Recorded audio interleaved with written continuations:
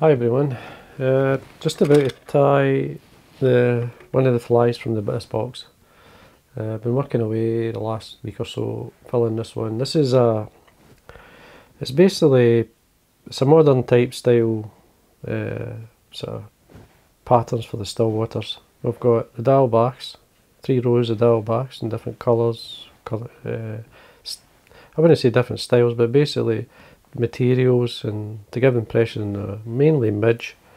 They'll represent, like this one here, it's got the pearly sides, is more like a small pin fry kind of thing. So they're very suggestive like type patterns, especially when you're fishing the still waters. I mean, they will work in the rivers as well. But anyway, we've got the crunchers again. All the different styles, colours to suit the midge, even terrestrial type flies, and then we've got the top dropper. So this would be your point, middle, and top dropper flies. So less resistance in the point, so it turns over. Middle of the road type pattern. It's kind of just got not as much dressing on it. Top dropper would be the palmers, and this would be it here. Then these are basically what do you call snatchers. I've got a couple of well-known. I've got the daddy snatcher, which is they're tied smaller and more like the terrestrial type flies, and the heather fly. Claret is a funny colour. Claret, it's one of these colours that works when other colours stop. These are like caddis, soldier type. So Palmer type, and the style of the snatcher, we've got olive, and this is to say the caddis. This is a nice colour for caddis and midge. They're all good colour combinations that work. So it is a kind of modern sort of style box of flies. Nice box of flies if you're into, especially as I say, the still waters. The larger waters is like the Lake of Menteith here in Scotland. Loch Leven would be great as well. So if I'm going to be tying the what do you call it? The heather fly version. I'm going to zoom in a wee bit, sorry, so you can actually see it. This pattern, again, it's a terrestrial style type fly. It's good for midge. It's very good for the heather fly as well. It's a simple fly to tie. I got asked actually. I put a photograph of the box up, and it's one of the flies I got asked for. So anyway, black thread. I'm using the uni thread, 8/0 in black. The hook. Again, it's up to yourself. A nice strong curved hook. This case here, I'm using the Full & Mill. This is called the Super Grub. It's a medium wire hook, but it's a strong hook. It's a very good hook for. I used to use it a lot more for clink hammers, such like that, because it's got a nice flat top. It's very good for patterns like that. It's very good for shuttlecocks, as well as for in this style of fly. So anyway, I'm going to start at the eye. Now the rib of the fly I'm using, you can use a wire, silver wire, or an oval tinsel, or in this case I'm using actually a flat tinsel. This is just a small flat tinsel. Now to get the tinsels, Lagerton is to get the proper tinsels. They sell. Those, you get the milers, they're actually not the actual tinsel. So for the body, there's lots of body material. I've been tying quite a lot of flies with the new Full & Mill materials. This is a Euro Nymph. Basically it says black bronze peacock. Basically what it has, it's got a sort of flash in it, a plastic like fibre. Now that's shiny black, as I call it. It's ideal for like bodies where you want just a wee bit extra shine, a wee bit glisten. Black light bright was a kind of colour I like to use in some patterns, especially terrestrial, like gnats and so on. So what I'm going to do is just lightly come up with the dubbing.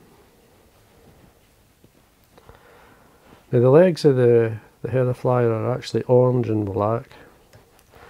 Now I'm going to basically stop in line with the point of the hook. And then I'm going to, this is a fluorescent orange. You could use a real hot orange if you want, but the fluorescent orange is a great colour. It works really well when it's blended, so I mean when hackles are wound through it. So this day, what I do is put on the dubbing and then I brush this into the body hackle, and that gives you your orangey black colour. So I'm just going to loosely dub it. As you can see, what I've done here is actually come back a wee bit, and then I'm going to bring my thread through it just to tighten it up, just a wee touch. So we've got our hot orange. Then I'm just going to use this is just an Indian cock neck, it's just dyed black obviously. I'm using up the small hackles. And you don't need many fibres, you don't need a big hackle. This is just a small hackle, just to give the impression. Well, it's the style of the fly.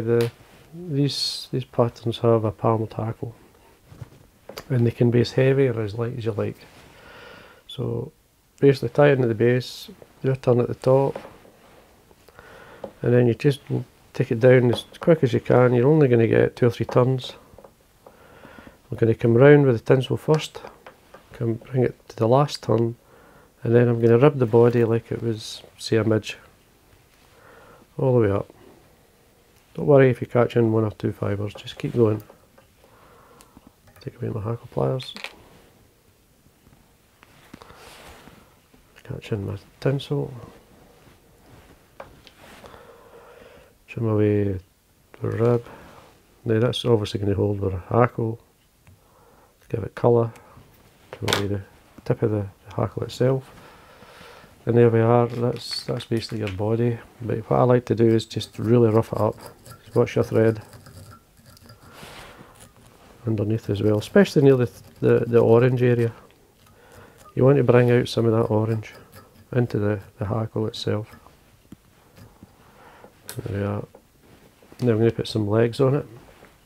These are pre-knotted pheasant tail legs.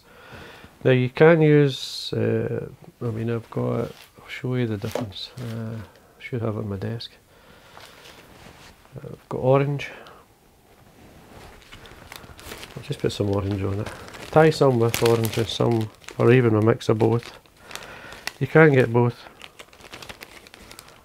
I'm just looking for, I've got 2 or 3 here. I'm looking for the lightest. There we are. So these are the pre-knotted pheasant tail legs. You buy these like vineyards or so, they'll do them. But what I'm actually going to do is I'm actually going to take 4 orange, and I'm going to take, you can take the same again in black, so you get an even split.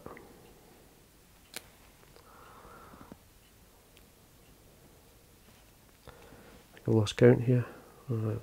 Take on this one. Just bring them together, and then I want, you could spend a bit of time. I want 2 black, 2, I don't think the fish will notice, but just try and evenly split them, so you've got a couple of orange on one side, 2 on the other, 2 black on this side. There we are. Just take your time. Use a hook shank to separate them. Now I'm only using the hook, there we are, to help separate them, so bring them in, and don't be shy with the legs on this fly. Secure it in and tie in as well as your legs, the rib. Nice and tight. We quick look, see how things are sitting. Now this is a terrestrial fly, so if the legs are all over the place, that's fine. I prefer them on the top. On the sides, sorry, and the top, rather than underneath. There we are. Now, this is an optional thing. You can actually put in hackle tips if you tie these in. Now, if you're going to try it, Grizzle's a great colour, white and black, goes with the fly. So these are 2 Grizzle hackles, cock Grizzle hackles. Just what I'm doing here is just pulling back the fibre I don't need. Just a light, not too heavy. Just catch them on with 2 or 3 turns. You see how they sit. You can always move them around. You're looking at least to the back of the hook. Just a bit along on this side. It's fine. I usually run down, fold them back, because we can tidy this up. Because we can wind a hackle in front. Keep the thread tight, I can break these off.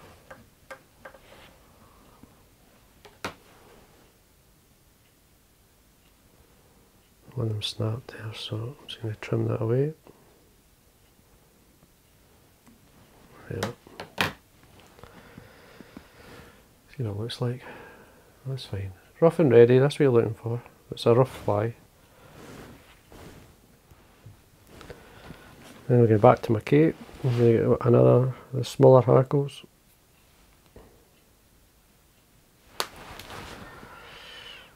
Just remove the fluff at the base. Just lay enough of the stem, that's fine.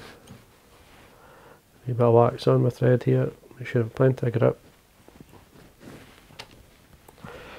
And this basically tidies it up. It gives it a wee bit of leg as well, so what I'm doing here is folding the hackle.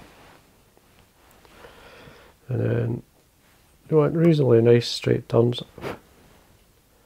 Just broke there. It's fine. Just wind through. Cross my thread, 2 or 3 turns. I usually fold it back. Just form a nice head. Just there's a tip there. Can break that off. And whip finish.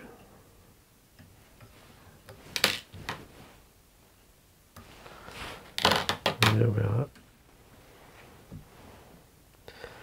Then all we have to do is finish off with a coat of varnish.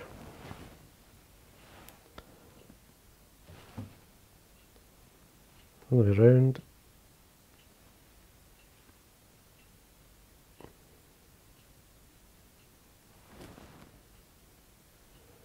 Now that's it. That's your heather fly. As I say, it's a nice colour combination. A mix of the kind of orange and the black legs, as well as the orange in the body. Gives that impression of the orangey black legs that's on the heather fly. But it's a very good midge pattern as well, this adult midge. You could fish it as a dry itself, but it's good in a team. It's a good top dropper fly. Fished with other flies as well, especially in bringing it through a wave. It's good for wild brown trout. It's obviously good for rainbow trout. You could try whatever species you like, but it will represent a few terrestrial type flies. So there we are. That's the heather fly snatcher. Nice pattern, and I hope you enjoyed that.